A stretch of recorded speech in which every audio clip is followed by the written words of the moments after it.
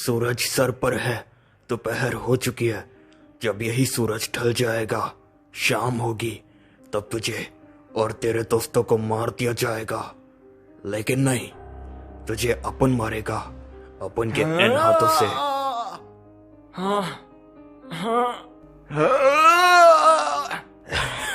तेरे हिम्मत की दाद देनी पड़ेगी। तो सुबह से कोशिश कर रहा है, लेकिन तू इधर से नहीं निकल पाएगा। तो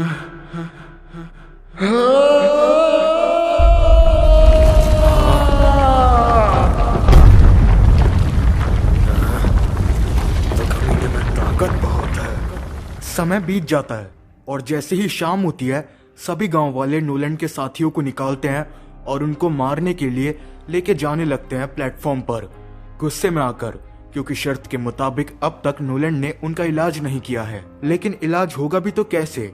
नोलैंड अभी तक यहाँ पर फंसा है। तेरी मौत का समय आ गया है। कल तूने इसी समय पर काशी भगवान को मारा था, उनके भोग के समय। लेकिन आज तेरी क्या हालत है? ये काशी भगवान का श्राप नहीं है तो क्या है? तो चिंता मत कर, अपन तुझे इतनी दर्दनाक मौत देगा कि तेरे सारे पाप धुल जाएंगे। तुम खुद डरते हो, है ना? हाँ, क्या मतलब है तेरा? मैंने कहा कि तुम सब गांव वाले डरते हो। हाँ, तुम डरते हो। तुम अंदर से कांपते हो जब भी तुम किसी को मारने जाते हो, या तुम्हारी भाषा में कहूँ, किसी की बलि चढ़ाने जाते हो। क्योंकि तुम सब गांव वाले ये जानते हो कि ये बलि चढ़ाना, ये कुर्बानी देना कुछ नहीं होता। ये सब हत्या है जो कि तुम करते हो उन मासूमों की, सिर्फ एक छोटी सी उम्मीद पर कि मरने वाला मरने के बाद तुम्हारी सारी परेशानियां दूर करेगा। ऐसा नहीं है दोस्त, ऐसा नहीं है। जब तक तुम खुद कुछ नहीं करोगे तो मरने वाला तो क्या, भगवान भी तुम्हारी मदद नहीं कर सकता। तुम सब हाथ पे हाथ रखकर मासूमों को मारते हो बलि चढ़ाने के नाम पर। क्या बोला तूने? ये ले। मैंने सही कहा।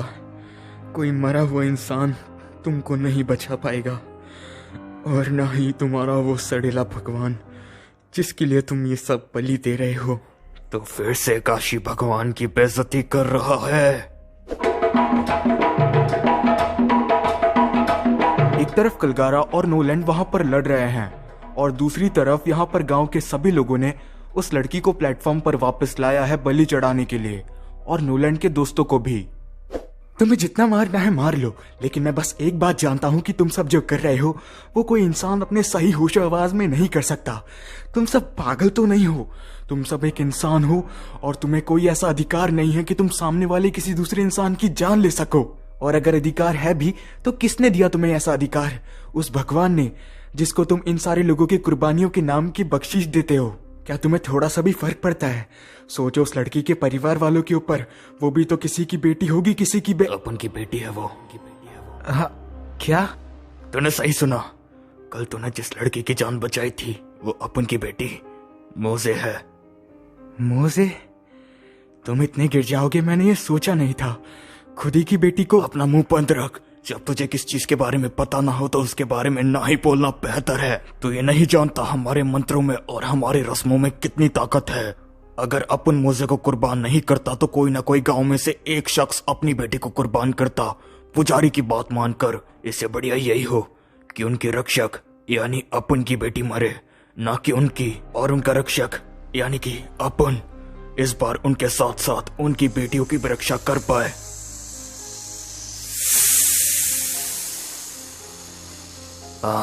देख तो जरा कौन आया है। कल शाम को तूने काशी भगवान को मारा था, आज उनका खून आया है तुझसे बदला लेने के लिए। ये सांप उनका बेटा है। रुको कलगारा, या जो भी तुम्हारा नाम है, मुझे बेशक मार देना, पहले मेरी बात तो सुन लो। मेरी उम्र क्या होगी जरा बताना। अपना मुंह बंद रख। तेरी फालतू बातों के लिए मेरे पास समय नहीं है। मैं यहाँ पर सुबह से खड़ा हूँ, सिर्फ तुझे मार। अच्छा ठीक है, मत बताओ, मैं बताता हूँ। मेरी उम्र 60 साल तो नहीं होगी, है ना? 60 साल पहले जिस गांव से मैं आया हूँ वहां पर एक बीमारी फैली थी। शरीर पर ऐसे घाव हुए थे लोगों के कि तुरंत वो मौत के घाट उतर जाया करते थे। हजारों की तादाद में जाने जाया करती थी। फिर मेरा जन्म कैसे हुआ? मैं 60 साल का तो नहीं लगता, मैं बाद में ही पैदा हुआ हूँगा। मेरा उस गांव में जन्म कैसे हुआ जानते हो क्यों? क्योंकि 60 साल पहले ही हमारे गांव वालों ने उस बीमारी का इलाज ढूंढ लिया था। उस बीमारी यानी किनेत्सु प्लेग का। और वही किनेत्सु प्लेग आज तुम्हारे गांव में फैला है। हम लोगों ने हाथ पे हाथ रख के इंतजार नहीं किया, हम लोगों ने बलि नहीं चढ़ाई, हम लोगों ने मेहनत करी और उस बीमारी का इलाज ढूंढा। और वो 60 साल पहले बनाई गई दवा आज भी हमारे गांव में किसी को मरने नहीं देती। जिस चीज से वो दवाई बनाई जाती है, कोना के पेड़ के टुकड़े, मेरे दाहिने हाथ में मौजूद है। मैं वो दवाई बना सकता हूँ तुम्हारे लोगों के लिए, तुम्हारे लोगों के लिए। कलगारा काशी भगवान के बेटे को खुद मार देता है नोलैंड को बचाने के लिए और कहता है, अपन का गांव बच सकता है तेरी उस दवाई से। मैं बचा सकता हूँ। खुद ही को खुद से मिलाने चला है ओ दीवाने, खुद ही को खुद से मिलाने चला है ओ दीवाने। गवाह है गुजरे जमाने, जले हैं जब परवाने, खुद ही को खुद से मिलाने चला है ओ दीवाने।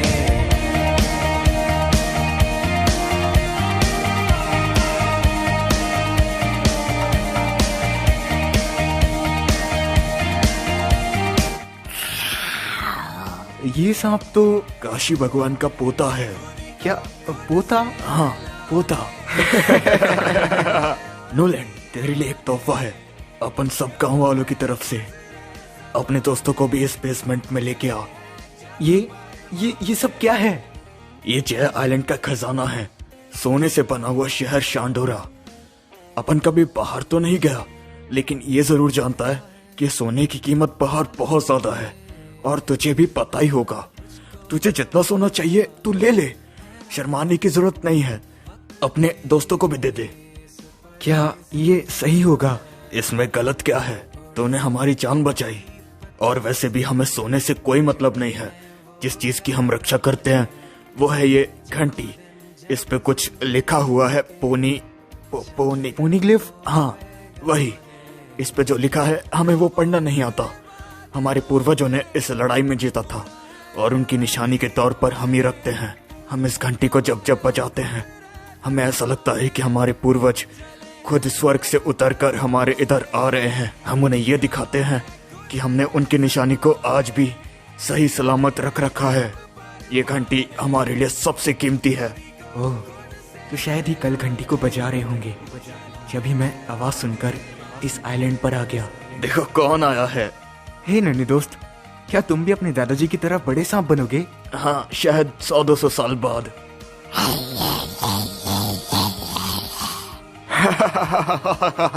गांव वालों ने नोलैंड के दोस्तों को दिया एक lock post, eternal lock post, ताकि वो सही सलामत इधर से बाहर निकल पाए। ये लॉक पोस्ट वो थे जो कि वो इधर के आए घुसपैठियों से छीन लिया करते थे।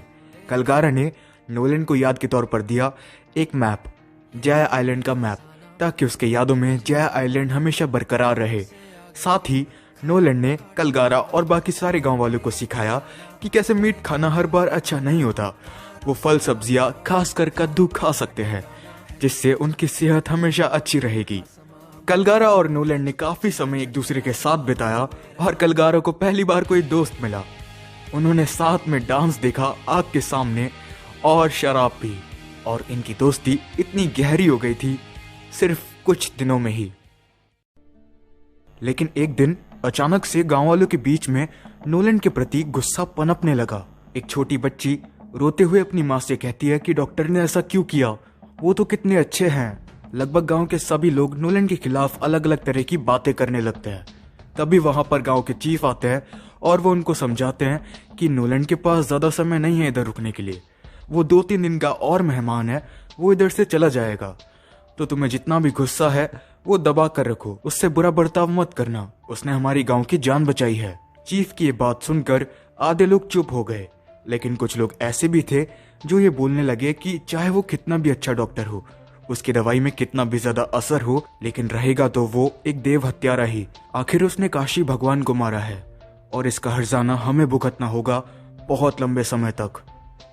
और तभी बदकिस्मती से वहां पर नोलैंड आ जाता है। हे, कैसे हो? क्या तुमने मेरे दोस्त कलगारा को देखा? वो यहीं आसपास होगा। पता नहीं, कलगारा बाहर के लोगों से नहीं मिलता। क्या? बाहर के लोग? वैसे तुम जाओगे कब? ये सुनकर नोलैंड समझ जाता है कि गांव वाले अचानक से उससे नफरत करने लगे हैं। मगर क्यों? उसने तो ऐसा कुछ करा भी नहीं है। कलगारा, तुम्हारा दोस्त तुम्हें बुला रहा है। उससे कह दे अपन को उससे नहीं मिलना, और अगर मिल भी गया तो उसे खुद मार दूंगा।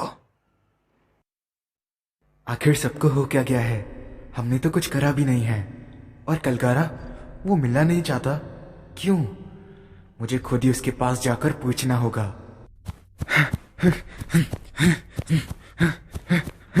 दोस्त कलगारा, देखो मैं आया हूं नोलैंड। कुछ बात है तो मुझे भी बताओ। अगर गलती मेरी होगी तो मैं माफी जरूर मांगूंगा। आखिर बात क्या है? कुछ ही दिन बचे हैं मुझे जाने के लिए, और मैं ऐसे अलग नहीं होना चाहता। मैं जानता हूं कि तुम इधर हो और तुम ये सुन रहे हो।